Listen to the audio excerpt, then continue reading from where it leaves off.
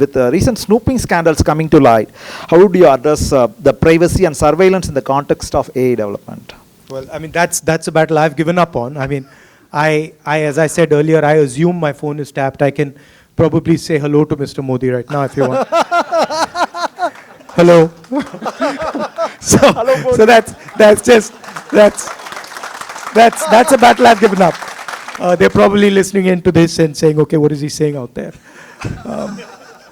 But on a more serious note, I think these are actually very important things, and I think you need to establish rules with regards to privacy of citizens, privacy of data, and protection of data of our people, as a nation and as individuals. Thank you.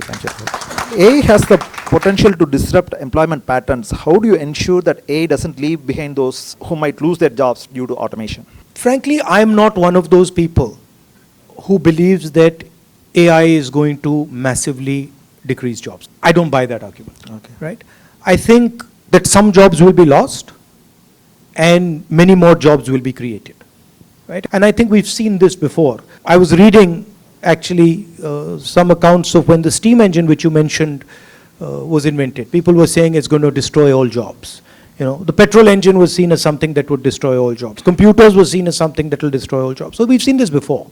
And none of these technologies have actually destroyed jobs. I think they have reallocated jobs.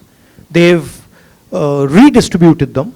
But I don't think we need to be worried about massive job losses. I might be wrong, but that's how I think about it. What do you think, Saeed, on this aspect as a Silicon Valley mover and shaker funding AI startups every day, every other day? I believe I agree with the comments said, but I don't think this AI is as new as everybody says. Like someone said on the panel, the chatbot has been here for 30 years. I think this is a little smarter chatbot. And I think it will improve productivity. I think it will improve, like let's say if you have a team of 10 people to do a startup, you could accomplish more with the 10 people. In the realm of AI ethics, how do you balance the need for innovation with the responsibility to prevent biases and discrimination? What do you think, Rahul? Human beings don't have a very good record of being ethical. I mean, World War II, World War I, these are not, human beings are not that ethical. But I think these are things that, as Sam said earlier, that we need to sit down, not just as individuals or nation states, but as the planet as a whole and discuss these things and try and understand the possible repercussions. I mean, these type of technologies have existed before. There is a precedent. It's not, AI is not, the first time a technology is dangerous. Nuclear weapons, for example, are an example that were very dangerous and were sort of managed reasonably effectively. So I'm sure that these questions can be tackled. I think we should be optimistic about things like AI, and also what you mentioned, we should be realistic. I mean, I'm also not entirely convinced that it's going to transform the world completely and everything's going to go upside down. So I think there's a little bit of balance that is required when you look at these things.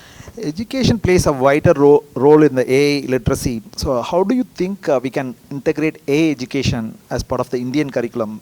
Maybe if you become the Prime Minister of India in 2024, what skills you think India should prioritize for future generations? I mean, for me, I'm sitting here today, and a lot of my time is spent back home in the rural environment. So it's a cultural sort of huge transition, seeing, having this type of discussion and then seeing the reality of the Indian education system and our school system and stuff like that. I think on the higher education side, on the engineering side and the technical side, our education system is reasonable. It's good. And it's competitive with any other, top economy of the world. I think where a lot of work needs to be done is the sort of primary education, the secondary education, education for poorer people, weaker sections of society.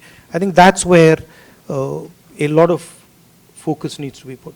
And then also I feel that India needs to think about production and manufacturing, and the type of skills that go into production and manufacturing, which frankly we haven't paid as much attention as we should, and I think is almost as critical as the services. Maybe before moving to the last question, I want to ask one question to both of you. In the global artificial intelligence race, how would you position India as a leader while ensuring ethical and responsible development? Maybe Saeed. I think you mentioned it quite frankly. Technology can be very positive, and if you use it the wrong way, it can be very negative. Like cloning, you could say it has been controlled pretty well. And, gene technology the same way.